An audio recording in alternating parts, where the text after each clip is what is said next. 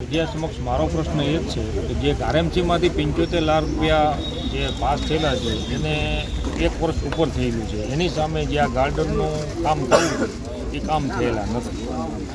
જે લોકો આરએમસીમાંથી grant pass કરે અને બહુ જ સમય વિતાવે છે ગ્રાન્ટ પાસ કરવામાં, કામ કરવામાં એ લોકોની બહુ જ ઢીલી નીતિ છે.